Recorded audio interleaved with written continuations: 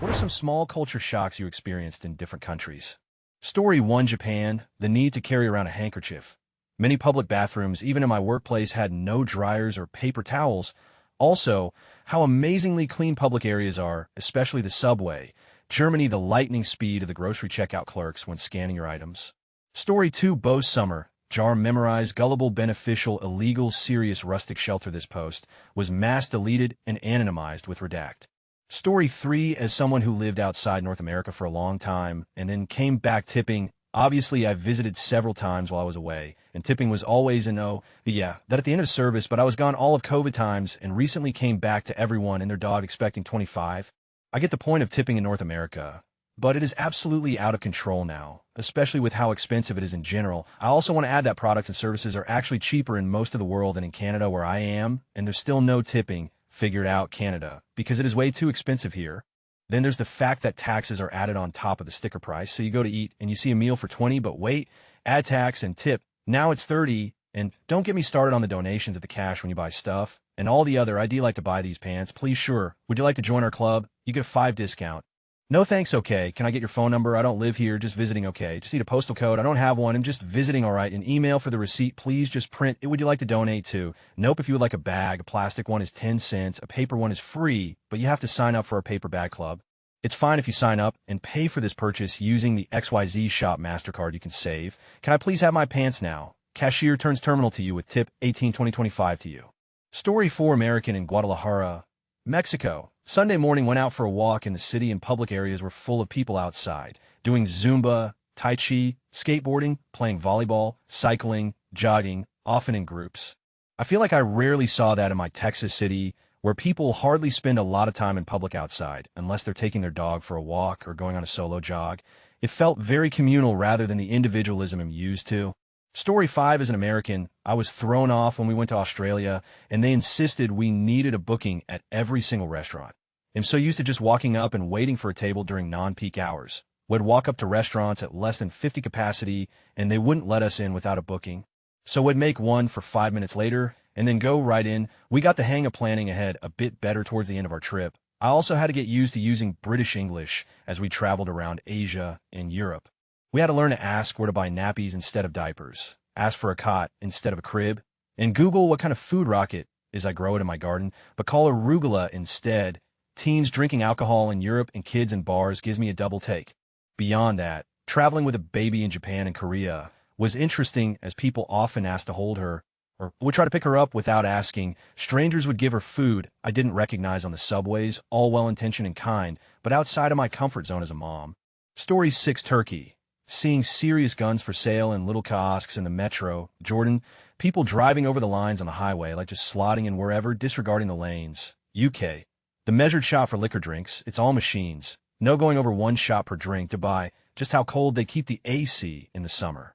I had to wear sweaters everywhere I went, 102 outside, 65 inside, but maybe better than most of Europe, where the hotel AC only goes down to 75 F. Switzerland, the French side, the attitude from the McDonald's manager when they got something wrong, and we expected them to fix it. Made me miss American customer service, LOL. And before I get comments about going to McDonald's in Switzerland, it was a Sunday night at 7 p.m. and the only thing open. Story 7 from US, and usually we pre-game and then get to bars around 11 p.m. and stay out until 2-ish a.m. Spain. They seem to pre-game at 11 p.m. and stay out until 4 to 5 a.m. Story 8, Italy, a bar at a highway gas station convenience store, literally serving hard alcohol drinks. Spain, Italy mealtime at 10 p.m. It was also a shock to see small kids out with their families at 11 p.m. or later. Spain, small children playing soccer on city streets, while their parents hung out at the bar. Most countries outside the U.S. hang your clothes to dry. Clothes drying machines seem to be a U.S. thing. Japan, how easy it is to get around without a car. Story 9, outside the U.S. There are 2 small things that always shock me. First, the low frequency of garbage cans on the streets. Second, ever needing to pay to use a public restroom. Story 10, as an American, not having laundromats in towns, going into a pharmacy and having to actually ask for tampons because they're hidden behind the counter. In Greece, I had a sinus infection. I knew I had a sinus infection because I've gotten them so many times before, but in Greece, the pharmacist acted like one of the Delphi gals and tried to tell me I had allergies. She literally waved her hands and cryptically said allergies and pushed essential oils, FFS. Not being able to buy nasal drops because something like Mucinex is tightly controlled. But on the good side, spending an evening in a park in Izmir, Turkey where young and old, strangers and friends, spent the evening playing music and being kind to each other. The local restaurants allowed everyone to use their bathrooms because they knew that the guests would leave them clean. People who didn't speak English would run up to me to give me books in English because they thought I would like them. All the small ways we treat each other with kindness. Story 11 Biggest culture shock moving to America is that people wear their shoes inside homes in NYC, even. I'm Canadian, and we do not do this, and I will never get used to it. Every time I'm in someone's apartment, and people have their shoes on, all I can think of is all the garbage particles being smeared around. Story 12 So many things in China, the mom having her son pee into the drain, and pretty much all over the floor, under the sinks in the airport restroom, instead of going into a stall, having to bring your own wiping paper, soap, and hand-drying towel into the restroom on the floor office was on. No one drinks beverages with lunch. They drink after the meal. It baffled me when everyone was eating spicy duck tongue in the office and complaining about how spicy it was. Drinking some water with it might help. Smokers toss their still lit butts on the tile floors in the hallways and restrooms of the office building. People lit fireworks at all hours of the day for the 10 days I was there after Lunar New Year. Despite the pollution being awful, police were everywhere in the public park. I love that the enormous freeways had different speeds posted for each lane. The scooters with the apron of mitts on the front were awesome.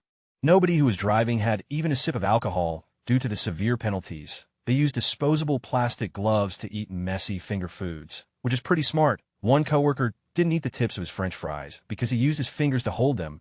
Not sure if that's common, as I only had McDonald's at the airport upon my arrival. I guess he thought I'd like a taste of home before heading out. Story 13 No divorce in the Philippines, which has a weird counter effect of many people being married but separated.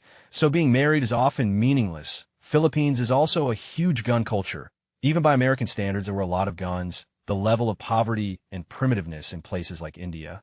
I saw an old man in a rural area wearing just a loincloth pushing a wooden cart with burlap sacks of rice. And for him, nothing has really changed in the past 2,000 years of human history. Dog in Paris. I had heard it was bad, but walking down a nice promenade with outside dining, this man in a nice suit was walking a lovely black lab. And then it happened the dog stops and takes a huge on the cobblestones just feet from people dining al fresco, and the guy walks off without a care in the world.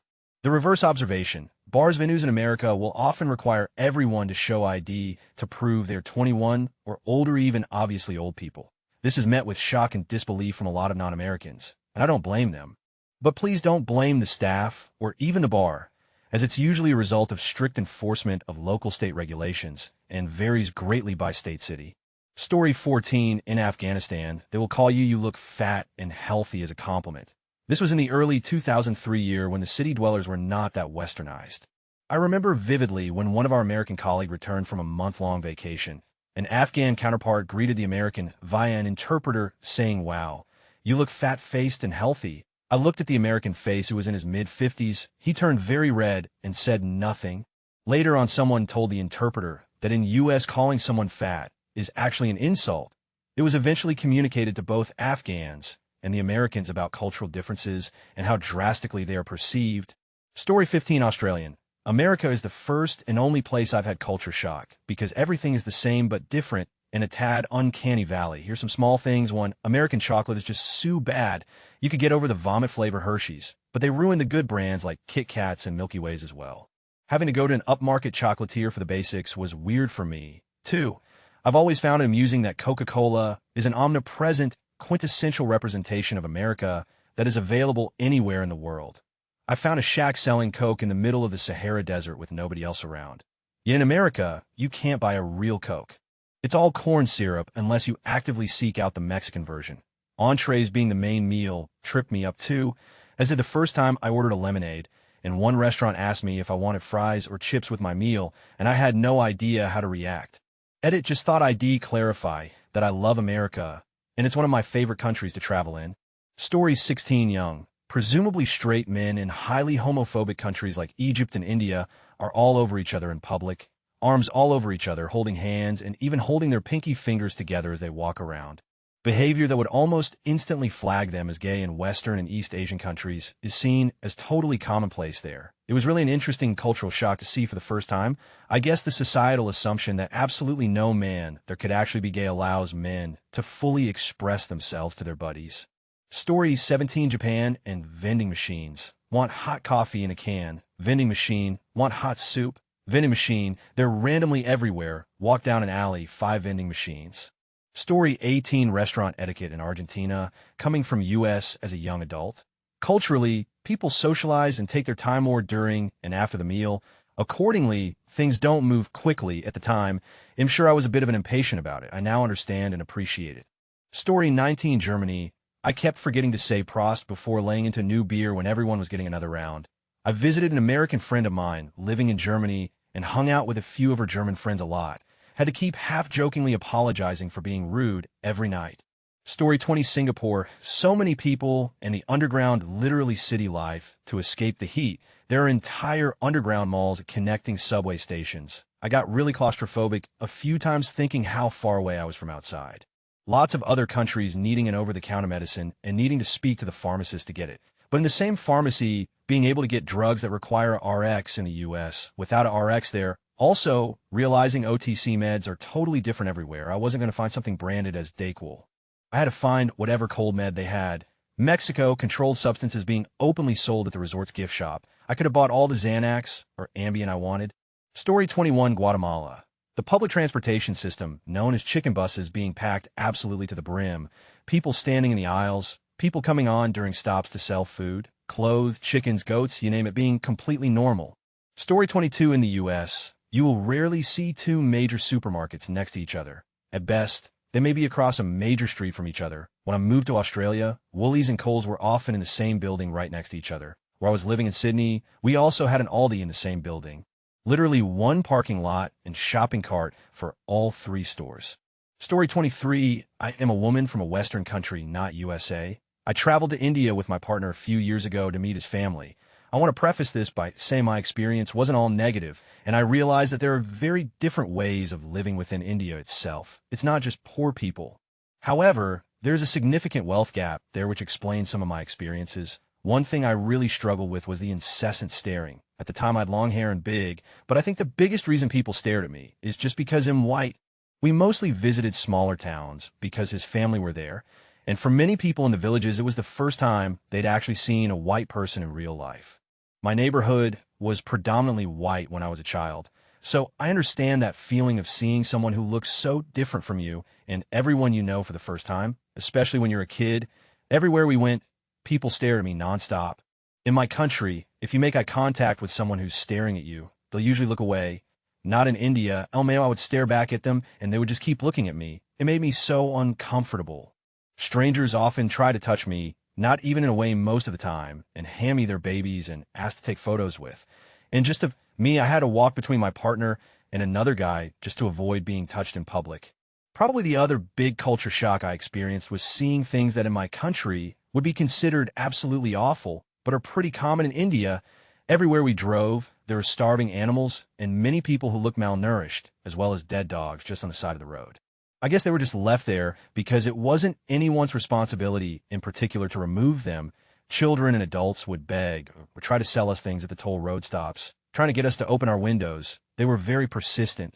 There is definitely a different attitude towards suffering, violence, and corruption there than in some countries. It doesn't seem to shock people the way it does where I'm from. Another thing which I now understand is a result of the collectivist culture compared to the individualistic Western cultures was what I felt to be a lack of privacy.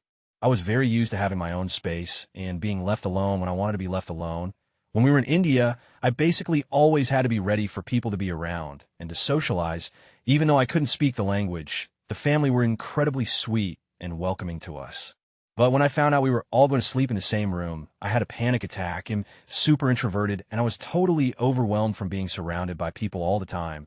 But I realize in many cultures and families it's seen as normal, and people don't feel intruded upon. They can just relax in each other's company. I guess if you've never had it any other way, why would it feel weird? I definitely want to go back now that I've grown as a person, and once I've reached a conversational level of Hindi. I honestly don't have a lot of great memories of the trip, and I want a chance to do it again and enjoy myself, and actually connect more with his family too. Knowing what I know now, ETA, seeing someone else's comment reminded me of the toilets and showers LMAO, a hole in the ground, and a bucket to wash oneself. That was an experience for sure. Story 24, Kathmandu. The funeral services at Pashupatinath Temple, and the tour groups just rolling by grieving families. Also the burning of corpses for all to see. Japan when singing American hip-hop. Their carefree use of the N-word during the songs. Cambodia, the kids running around peddling tourists for money. It was quite sad. Mexico, my first trip to a border town, and I thought it'd be a hodgepodge of language like on the U.S. side, where people speak both Spanish and English. It was 100 Spanish. Paris, the amount of I saw was unreal on the streets, in the subway. It was everywhere. Story 25, I lived in Manly, Australia, for 3 years. I'm Canadian. The first time I ordered a sandwich at a cafeteria in a mall, the person could not understand my accent. I had to repeat it very slowly. We both spoke English. Story 26, it's been a while, and I was studying abroad versus just visiting as a tourist. I was studying in Romania and Bulgaria and visited Austria, Hungary, Greece, and Turkey, interacting with strangers. I'm an American from the Midwest. We are very friendly towards strangers. There are a lot of little things in terms of what is considered polite. We are known for opening doors for people that are obnoxiously long ways from the door. We smile and wave at strangers. We make small talk. Always try and let another person go ahead if you meet at an intersection, etc. Eastern Europeans do not behave this way, or at least they didn't in the places I was. When I was there, being the naive American I thought everyone acted the way we acted in the Midwest, at least when it came to this small stuff. We had been warned by my university to not be obnoxious Americans. So when I went for a run and smiled and waved at people, and they would just stare back, I was upset because I thought they were just being unfriendly because they knew I was American. Luckily, when asking how to better blend in, so people would be more friendly, the Romanian students I was in Romania first let us know that people weren't giving us looks because we were American. They were giving us looks because they thought we were crazy for smiling and waving at them when we didn't know them. Felt a lot better knowing that. And while I truly do appreciate Midwestern culture, I got used to the Romanian-Bulgarian way of doing things and enjoyed not having to think about strangers when it didn't matter. I think if people are truly in need of help, most humans across cultures want to help, and many Eastern Europeans, including previously mentioned students, were super nice when you got to know them. In general, at least at the time and the places I was in, you were friendly to your friends, which to be fair makes sense. Story 27, the state of public transportation outside of North America. Even in supposed less developed neighbors to our south, it's the reverse culture shock when coming back home to transportation infrastructure, not just years, but literal half-centuries behind in technology. Story 28, as an American visiting Costa Rica and Mexico, seeing entire families, including infants, piled onto a single motorbike. I have to admit, I was judgmental of the babies on bikes without any sort of helmets. It's not something that I would have ever in my wildest dreams considered doing with my own son. But I also recognize that my judgment comes from a place of privilege, and it's not my place to question what works best for the lovely people who live there. Story 29, Peru. Babies everywhere, and no strollers other than frustrated foreigners. Bolivia. The bathrooms where you had to fill a bucket from the massive water barrel to flush the toilet. Arguably grosser than a hole in ground. Argentina. Not being able to find any food during siesta times, and people starting to get ready at 1 a.m. to go out partying. Story 30, I'm Singaporean and was stunned when restaurants in U.S. serve iced water in the middle of winter. Also, the bathrooms in the States have way too little privacy. I can see everything the person inside the cubicle is doing. Story 31, Southern Spain. People at beaches. Both men and women, at least they wore bottoms. Mostly older. The Puritan American came out of nowhere and was shocked for about 5 minutes. Story 32, it's not really a cultural thing, but the rule in South Central America to not throw your toilet paper in the toilet is a hard concept to apply. We have the reflex to throw it right away. Story 33, for me, in SE Asia. It's how everyone is accustomed to the population density, and personal space is essentially a myth, as is maintaining an orderly line without cutting. Story 34, Italian here. I didn't travel a lot. USA. I went to buy a pizza and a beer in Brooklyn with my wife, but I couldn't get outside of the pizzeria because of the beer. We had to consume inside the pizzeria. USA, too, the toilet is full of water, and your turd can cause a tsunami. I knew it was like that from the TV. But it's incredibly strange when you see it for real. France, when we entered the hotel, I went inside the bathroom and was shocked there was no toilet inside the bathroom. Started panicking, then I found another door with only the toilet inside. Edit USA, 3 tipping and credit card payment. Sorry guys, but you have a serious problem with tipping, but it's more random work and reflective culture anyway. I had an Amex with a PIN, and every time the waitress took the card, then came back to ask for the PIN. Why can't you go to the table with the POS? Story 35 Asian visiting U.S. Almost everything is wrapped in plastic. Why restaurants automatically putting straws in glasses of water? Come on. How wide the gaps are in doors of bathroom stalls. Everyone is forced influence to spend money, e.g. tips, strangers greeting hello, and how are you inside elevators? Not common in Asia. Story 36 The biggest culture shock when I went to Europe, saw this in multiple European cities, was that the shower heads were handheld instead of being fixed to the wall, like in the U.S. where I live in my home country in South America. I did not know how to take a shower comfortably, lol. It was weird showering with one hand holding the shower head and the other for rinsing off. I like to rinse off my hair and body using two hands under the stream of water. A lot of people asked me where I saw this. I saw this in Paris, Berlin, Brussels, and Italy, but not in every apartment in Italy I've stayed at. The shower heads were not fixed to an adjustable pole, as many have mentioned. The shower head was resting on the temperature knobs or fixed right next to them. It looked like the shower head SafeLink shower head was fixed high up in the wall. When I was in Madrid, Nice, Amsterdam, Monte Carlo, and other cities, I found it the best combo when the bath had two shower heads, one non-removable, high up in the wall, and another one handheld at waist height. I wish we had this combo in the US. I also wish we had bidets. Story 37 Experiencing being able to buy a good 10 ABV beer for €2 at midnight and down it on the walk home in Sicily was amazing as someone from a state with strict open container laws. I mean, even just buying individual bottles, period, LMAO. It's just not a thing here. Story 38 Energy Conservation. Escalators run only when someone walks by the sensor. Lights in the hallways of buildings only come on when you hit the switch at the entrance and on each floor, etc. A visit to Japan in the mid-2000s resulted in me becoming very serious about recycling. Story 39 Germany. Bicycles everywhere. We could learn from them. Italy. If you order water and don't specify, you get sparkling. Also, I really missed having ice in my drinks. Pay toilets, tiny cars, Vespas everywhere. Australia. Had to pay for each packet of ketchup at fast food. Story 40 Moved from Ethiopia to Italy as a child, drinking tap water. Going on a walk randomly, whenever we want, going to school on our own without parents, going to the store without paying someone to watch our car, going on camping trips and multiple day hikes without paying armed guards to accompany us. Living in a house where you don't have to pass armed guards and get your car checked every time you come home, and that isn't surrounded by tall walls with barbed wire on top. Seeing starving people with missing limbs, including very young children, living in the streets suddenly wasn't normal anymore. Also, very different traffic. Nobody throws themselves or their child in front of your moving car in the hopes of you hitting them and then giving them money. Nobody tells you when you go take your driver's license, never stop, if someone throws themselves in front of your car, even if they look dead. Words they literally told my parents when they moved there and had to get a new driver's license for the country. And it did happen. Also, fruit tasted like nothing. So many small everyday things were completely different. And we'd been on vacations there before and often visited our relatives in Italy and Austria, and it was still a shock. Story 41 Mexico. Northern part Chihuahua as a young kid shocked me seeing kids my own age smoking cigarettes and drinking, cleaning the windshield of cars next to adults. As a young kid again, I experienced living in an adobe house. No electricity, had to get water from a well some distance away, prep water by boiling it, etc. Mexico, Israel. How male-dominated it was. I saw mostly men out and about. Italy, France. Everyone was dressed so elegant. Barcelona. A statue of Columbus vandalized with red paint, stating you can't conquer us, me in disbelief, because Spain literally conquered Mexico and Latin America years ago. So what can you do? Vandalizing isn't going to help Croatia.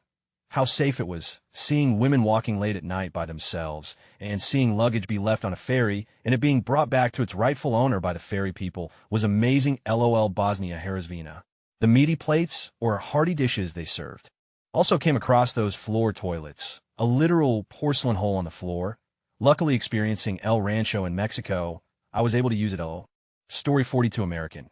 Here are mine. I've been to Iceland, Portugal, and Canada. So far one in Portugal. I was caught off guard having to use my hotel key as a source of power in my room.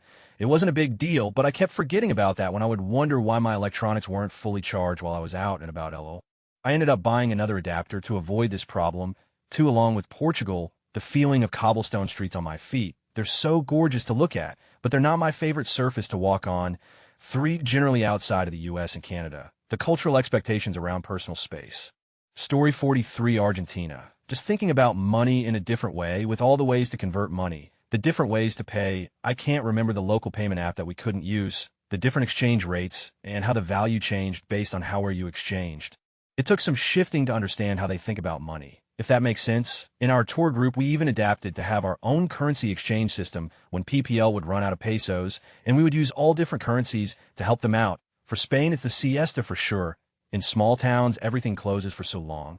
As a late riser, I really needed to get my gear if I needed something from the pharmacy that day. Also in the off-season, businesses would just be closed period with no info, then randomly be open on a Thursday out of nowhere. It was like the locals knew the schedule, but we had no idea. Still loved it. Can't wait to go back. Story 44, USA, no sidewalks, tips for the waiters, the need to sign a paper every time I paid for a beer. Germany, all the social dynamics were different in the way I get used to it, and depends on the perspective, it could be seen as rude. Story 45, Indonesia, because of being foreign, to be asked to be on photo many times, many shouting's not intimidating. Does it count? It's not really the culture. Colombia, heartbreak. No, seriously, I wasn't culture shocked there, which was a shock on its own. Mostly metal, and of course my Spanish was not very good, so I experienced less interactions. USA, so many times lol. The how are you question, the service in restaurants, the many drive-through banks, pharmacies, etc. People sit with shoes on couch at it. Okay, I guess that is not a thing, haha, and now I'm too sleepy. But nice topic, OP. Story 46, USA, walking around the supermarket and then seeing a gun aisle and a glass counter full of different types of bullets for sale, food, volume of food served in a meal, and the amount of fat salt cigar in everyday products, a sign in a kid's park in Chicago with a picture of a gun and a red circle with a line through it. No guns allowed, smoking in bars, restaurants allowed. Australia. Spiders, huge spiders, Denmark. Leaving babies, small children alone in a buggy pram outside a supermarket or restaurant. Story 47, China, rice, offered in KFC and McDonald's. Belgium, the kiss on the cheek as a greeting, even to strangers. Ukraine, high five as a greeting. USA, everyone looks so chill and friendly, but it feels superficial at the same time. Australia, everyone going to exercise for a walk at 5 a.m. every day before going to work. Allows how much effort they put to keep the bus's floors clean and walk without shoes inside. Egypt, everyone wanted to take a picture with me. I was used to that from the 10 Asian countries I've been to, but I didn't expect that to happen in Egypt too. These are just on top of my head. There are many things that I found unusual, but at the same time I can adapt easily. Been to 53 countries until now, 28F, lived in 4. Can't wait to find out more interesting cultural differences out there. Story 48, few things have given me true culture shock. Delighted or humored surprise maybe, but I was a bit shocked when the Baltics, I forget which country, maybe Lithuania, and saw contact in a vending machine for 20. In the US, you need to see an eye doctor, get the prescription, then buy them, which is usually at least 50 out of pocket for a 3-month supply. I've been more shocked by my own country. Moving to the upper Midwest is a trip. Story 49, Mongolia, locals in the countryside, showing that their babies have literal blue spots on their butts, and so proudly, because it means they are pure Mongolian, no mixing of Chinese or Russian, etc. in their bloodline. Story 50, as a traveler, the laundromats in other countries tend to be way nicer and folding is included. In Krakow, when we went, it was also a quite good coffee shop bar. Had no problem waiting there. The only annoying little shock I've experienced is the almost non-existent acceptance of credit cards at restaurants in Munich. Story 51, I'm Aussie for context. America, open carry by randoms in the street. Everyone speeding, trash everywhere in NYC. They don't hide the trash in alleyways there, which was a weird thing to me, like fast food places just have bags of trash on the street out front. Lack of fencing on yards pools. The ridiculously large size of beverages at coffee places and fast food places. Why do I need one? 5L of soda with lunch. Finland, drinkable yogurt in big milk cartons. Alcohol consumption on the streets. You'd have to be 21 to buy spirits. Very public urinals that 4 people can use at one time. Yet you need to pay for public toilets. Just doesn't make sense to me. Double windows, not glazed, 2 actual layered windows for warmth. Everyone younger knows English and usually one other language other than Finnish, but is usually too shy to use it, so it's really hard to talk to people. Story 52, Manila, Philippines, blows my mind how unnecessarily serious they take some things. I'll give an example. I was waiting in line for something, then I was talking to my friend, and within 10 seconds the line moved ahead about 8 feet. Of course I would notice in a few seconds, and oops, just walk up. But a guard with a big rifle saw this and started screaming, sir, sir, and motioning for me that I need to walk forward. It was almost as if I did something wrong. I almost felt like a kid being scolded by a teacher for misbehaving. Other examples of things similar to this I've come across in PH, where I'm just like, wow, this is really not a big deal at all. But in Philippine society, it's a big deal. Story 53 Cows laying in traffic in India. Huge trucks, motorbikes, human-pulled rickshaws, and cows all completely disregarding traffic laws. No ambulances in Kenya. If you're in a wreck, you're pulled out of it and thrown on a bike or in a car, and someone from the scene drives you to the hospital. Huge multi-block party Christmas in Saigon. So loud and full of sequence costumes. So fun, but overwhelming. Meat pies in Oz, just everywhere. Also being told to go sleep in the baseball field when the only pub in town was full. Totally did it. The guy who managed the park came and plugged in the concession refrigerator for us and gave us beers. I was blown away with the humanity of all the public showers and bathrooms, too. Story 54 South Africa. It's cold in July. I had never experienced such cold indoors before. We were in a nice modern house, but they had to have a fireplace going and heated blankets. I've camped at 0 Celsius, and it wasn't as bone cold of 4 Celsius inside the house. The people we were visiting didn't believe me because Canada, but they're just not as insulated as our houses are, and obviously bigger was just the security methods everywhere. I wasn't expecting walls around all the houses and every door having multiple locks with bars on all the windows. It's like, it's not safe like it is at home, but being there was totally different. Story 55, I'm a New Yorker who studied in Victoria, Australia about 15 years ago. One drive-through liquor stores seemed like a very bad idea, ha ha ha too. Eggs that weren't refrigerated, just never saw rows of eggs on a regular grocery store shelf like that. Story 56, Germany, their love and normalcy for sparkling water. It was the first time I ever tried it. Loved it since then. Hungry cab driver told me no offense to you as a tourist, but we as Hungarians do not like to get to know strangers. It's not that we dislike you. We just so not mingle with others we do not know.